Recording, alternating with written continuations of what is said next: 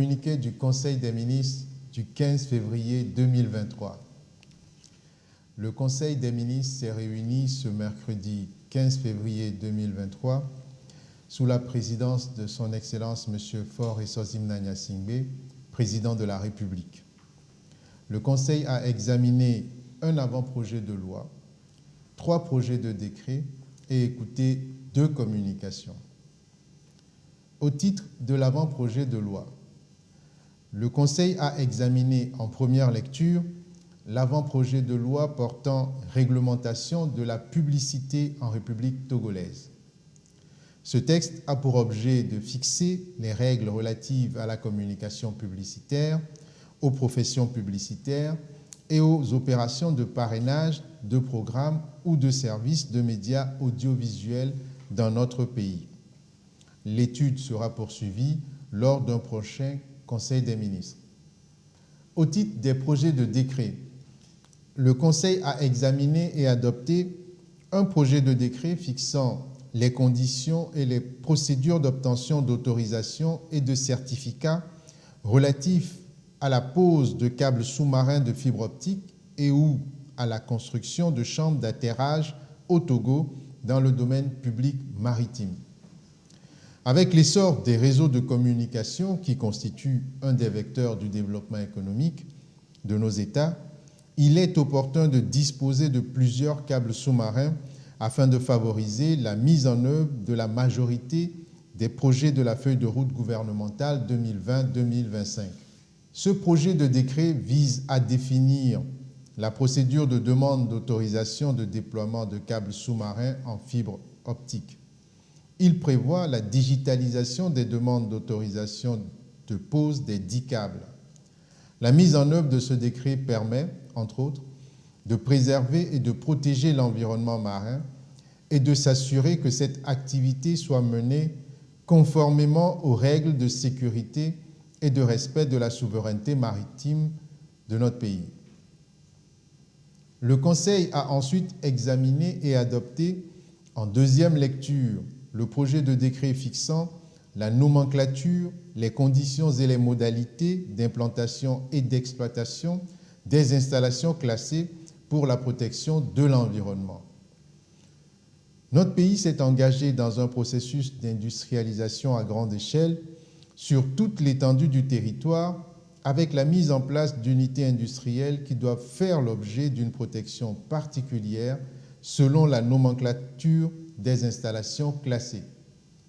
Il est à cet égard nécessaire de soumettre ces installations à une réglementation spécifique en vue de développer les capacités de gestion des risques et dangers et de prévenir la survenance des accidents à l'intérieur et autour de ces installations.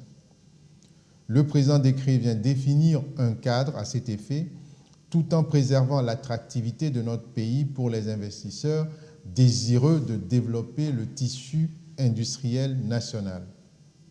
Le Conseil a enfin examiné en première lecture un projet de décret fixant les conditions d'accès et d'exercice de la profession de conducteur routier. Dans le cadre de la mise en œuvre de la feuille de route, notre pays ambitionne de se positionner comme un hub logistique et de services, en particulier dans le domaine des transports.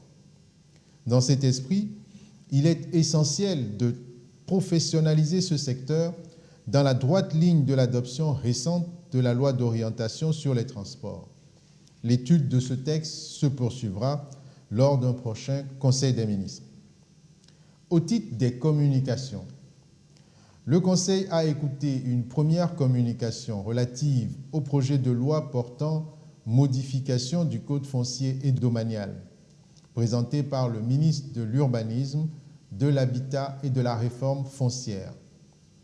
Afin d'accélérer la réalisation des projets structurants qui requièrent la mise à disposition rapide des sites, il est nécessaire de prendre des mesures pour faciliter la mise en œuvre de la procédure exceptionnelle d'expropriation. Cette communication montre l'importance de la loi portant modification du Code foncier domanial, dont l'adoption permettra au gouvernement de définir une procédure plus souple et efficace favorisant la prise de possession rapide des immeubles expropriés en vue de la réalisation des opérations d'urgence dans le respect des droits des personnes affectées par l'expropriation. Au titre des divers, le Conseil a entendu un compte rendu relatif au processus de désencombrement des trottoirs dans le Grand Lomé. Ce compte rendu a fait état des actions menées par les préfets et les maires afin de sensibiliser suffisamment les acteurs de terrain. Le Conseil, tout en saluant l'esprit de bonne collaboration entre les autorités et les occupants, a instruit pour que les actions se poursuivent dans le même esprit afin de permettre que cette opération soit réalisée avec pédagogie et dans le respect de la cohésion sociale. Le Conseil a ensuite entendu un compte-rendu sur le bon déroulement des forats régionaux des producteurs agricoles du Togo, qui ont été organisés à l'initiative de son Excellence M. Faure Essozimna Gnassingbé, président de la République. La prochaine édition se tiendra dans la région centrale du 23 au 25 février 2023. Enfin, le Conseil a entendu un dernier compte-rendu relatif à une mission de prospection d'une délégation d'une trentaine d'investisseurs britanniques au Togo. Le Conseil s'est félicité de cette mission qui traduit bien les retombées de l'adhésion de notre pays au Commonwealth et a encouragé les membres du gouvernement à poursuivre les actions visant à renforcer l'attractivité de notre pays. Fait à Lomé le 15 février 2023, le Conseil des ministres.